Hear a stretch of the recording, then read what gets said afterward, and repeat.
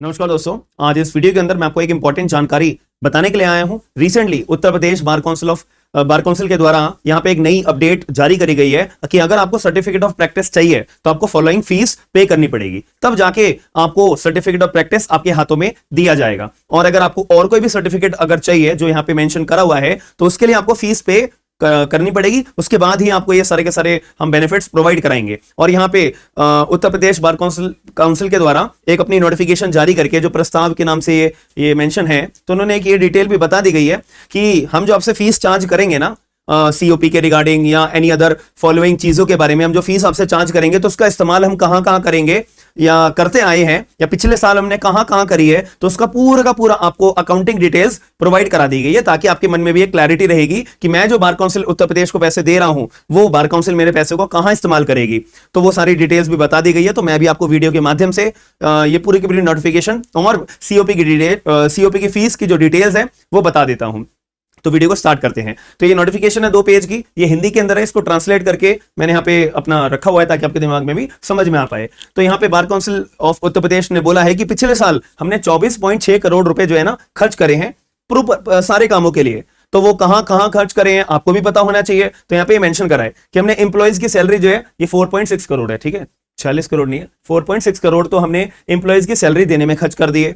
Daily veg worker के salary को पैसे देने में हमने 28 लाख रुपए खर्च कर दिए। इलेक्ट्रिसिटी बिल 10 लाख रुपए का पे करा है। हाउस टैक्स 3.05 पैसों का पे करा है। वाटर टैक्स एरियर्स 11 लाख रुपए। बिल्डिंग कंस्ट्रक्शन में 66.39 लाख रुपीज। नया गेट बनवाया था हमने तो 2.8 लाख रुपीज हमने यहाँ पे करे हैं। लिफ्ट हमने बनवाई है तो 14.85 lakh rupees. Postal system 10 lakh rupees. Review bills 3 lakh rupees. Office cleaning जो क्लीनिंग करने के लिए 6.73 लाख रुपीस। लाइब्रेरी के लिए 5.10 करोड़ रुपए हमने लाइब्रेरी के मेंटेनेंस के लिए खर्च कर दिए गए हैं। सीओपी सर्टिफिकेट ऑफ प्रैक्टिस को बनवाने में, छपवाने में और जो ये सब काम करा जा रहा है, ये सारी चीजों में हमने 31 लाख रुपए खर्च करे हैं। तो हमारे लिए जरूरी बात यह आ जाती है सीओपी सर्टिफिकेट ऑफ प्रैक्टिस बनाने में, तो 31 लाख रुपए यहां खर्च हो जाते हैं। एडवोकेट वेलफेयर कमेटी के अंदर 6.25 करोड़ रुपए हमने इन्वेस्ट करे हैं। Old age grant for advocates के लिए 6.25 हमने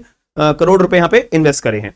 तो ये सारा का सारा ब्यौरा bar council of Uttar Pradesh के द्वारा एक डिटेल नोटिफिकेशन जारी करके मेंशन कर दिया गया है। अब अगर मैं आगे की बात करूं तो करंट स्टाफ के बारे में यहां पे बोला है कि हमने 15 एम्प्लॉइज जो हमने वेरिफिकेशन डिपार्टमेंट में रखे हुए हैं कि जब आप डॉक्यूमेंट्स अपने सबमिट करते हो तो वेरिफिकेशन होती है कि कौन सा ओरिजिनल डॉक्यूमेंट है। किसी बच्चे ने या किसी कैंडिडेट ने कोई नकली डॉक्यूमेंट तो अपना सबमिट नहीं करा है ना, तो ये सारी चीजों के लिए 2 एम्प्लॉइज हमने अकाउंट्स डिपार्टमेंट के अंदर रखे हुए हैं। 5 एम्प्लॉइज एडमिनिस्ट्रेटिव सेक्शन में, 4 एम्प्लॉइज हमने डिस्पलिनरी कमेटी के अंदर और 2 एम्प्लॉइज हमने रजिस्ट्री डिपार्टमेंट के अंदर अपना हायर करके रखे हुए हैं। एडिशनली 12 एम्प्लॉइज और डेली वेज वर्कर भी हमने अपना इन्वॉल्व करके रखे हुए हैं जो पूरे ऑफिस को संभालते हैं। ऊपर से इन्होंने एक बात और लिखी हुई है कि लखनऊ का भी हमारा एक बार काउंसिल का ऑफिस है।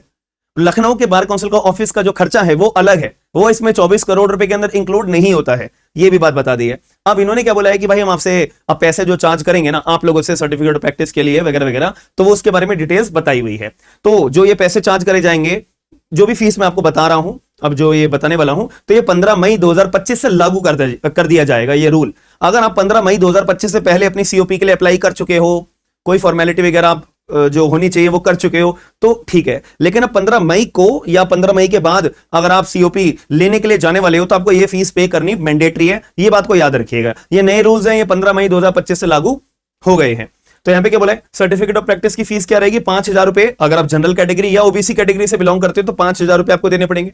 अगर आप ओबीसी शेड्यूल टाइप्स तो 4,000 रुपए। एडवोकेट वेलफेयर फी आपको 3,000 रुपए पे करनी पड़ेगी। ओल्ड एज ग्रांट स्कीम अगर आपको चाहिए तो 3,000 रुपए पे करने पड़ेंगे। एस्टेब्लिशमेंट फीस भी आपको पे करनी पड़ेगी 3,500 रुपए की।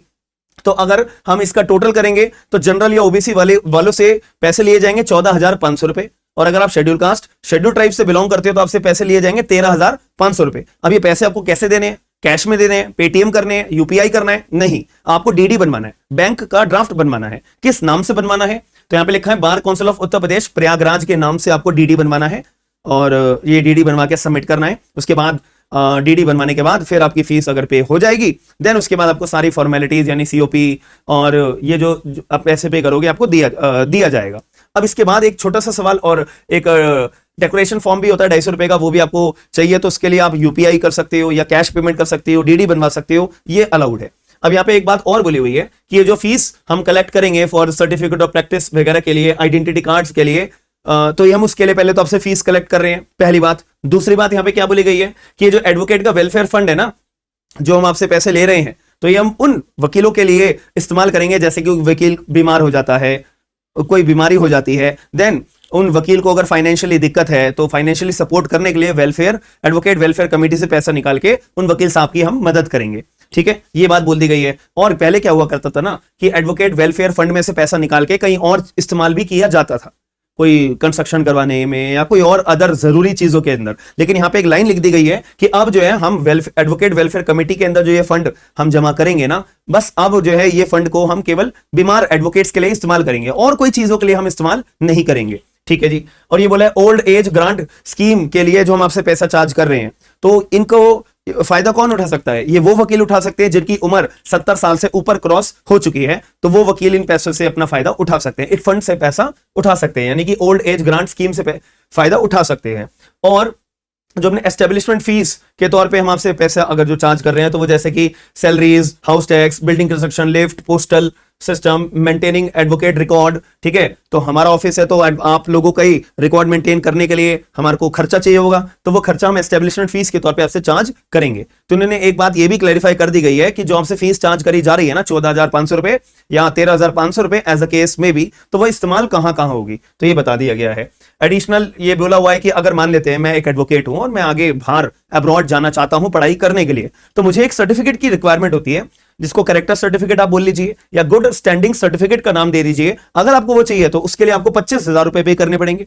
और अगर आपको प्रॉक्सिमिटी सर्टिफिकेट चाहिए 5,000 रुपए, कंटिन्यूइंग प्रैक्टिस कर रहे हो उसके सर्टिफिकेट चाहिए तो उसके लिए 5,000 रुपए।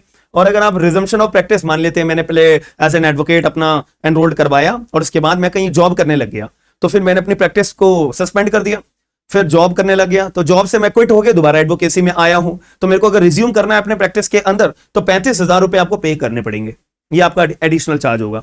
एंड स्पेशल कंडीशन यहां पे बोली गई है कि अगर कोई भी एडवोकेट हैं जिन्होंने अपनी डिग्री लॉ की 2015 से पहले कंप्लीट कर ली है और 50 साल से ऊपर की उम्र के आप हो चुके हो, तो आपको एडिशनली, और अगर आपको एज एन एडवोकेट अगर प्रैक्टिस करनी है, आपका मन कर रहा है कि चलो मेरे पे लॉ की डिग्री है, जो मैंने पहले कभी लॉ की डिग्री करी थी और मेरी उम्र जो है भी 50 साल से ऊपर हो चुकी है और मैंने अपना मन बनाया है कोर्ट में प्रैक्टिस करने का, तो 20,000 रुपए आपको एडिशनल पे करने पड़ेंगे फॉर सर्टिफिकेट ऑफ प्रैक्टिस के लिए। बात खत्म हो जाती है। और ये जो पेमेंट है ये सारी की सारी बैंक ड्राफ्ट के अंदर करी जाएगी, डीडी बनाकर करी जाएगी, कैश में यूपीआई के जरिए कोई पेमेंट नहीं होगी। ये बात को यहाँ पे क्लैरिफाई कर दिया गया है। अब आपका यहाँ पे क्या मानना है कि जो ये फीस चार्ज करी जा रही है ये किस हद तक सही है? क्योंकि एक बार काउंसिल को चलाने के लिए खर्चा अपना जो मेंटेन करना पड़ता है, तो वो खर्चा कहां से निकालते हैं? जो वकील अपना एनरोलमेंट करवाते हैं उन्हीं के बेसिस, उन्हीं से ही तो पैसा अपना कलेक्ट करने के बाद में अपना इस्तेमाल कर जाता है और ऑफिस चलता है, और कोई और तो पैसा देता नहीं है। तो अब यहाँ पे ऑफिस चलाने के लिए पैसा तो अपना चाहिए होता है, तो उसी के बेसिस पे फीस चार्ज करी जा रही है। और इन्होंने ये भी बता दिया है कि पहले हमने कितने पैसे खर्च करे हैं, कहाँ कहाँ खर्च करे हैं, और जो आपसे फीस लेंगे वो कहाँ कहाँ खर्च करेंगे, कहाँ कहाँ इस्तेमाल करेंगे, एक्सेट्रा एक्सेट्रा। तो आपका क्या मानना है एक बार इस पर्टिकुलर वीडियो के माध्यम से जो मैंने आपको सारी डिटेल्स बताई है चैट बॉक्स के अंदर जरूर बताइएगा। और आप में से अगर कोई इंडियन कॉन्ट्रैक्ट एक्ट हमारा नया बैच शुरू हुआ है तो कोई ज्वाइन करना चाहता है, तो हमारा पोस्टर आपको दिखाई दे रहा होगा, तो आप लोग हमारी एप्लीकेशन डाउनलोड करके बैच ज्वाइन करना चाहते हो तो कर सकते हो। और क्लासेस हमारी शुरू हो चुकी है, डेमो क्लास भी चाहिए वो भी free of cost, 3 demo classes हमारी एप्लीकेशन के ऊपर ही अवेलेबल है, आप लोग ज्वाइन कर सकते हो और डिस्काउंट भी बहुत अच्छा आपको मिल जाएगा।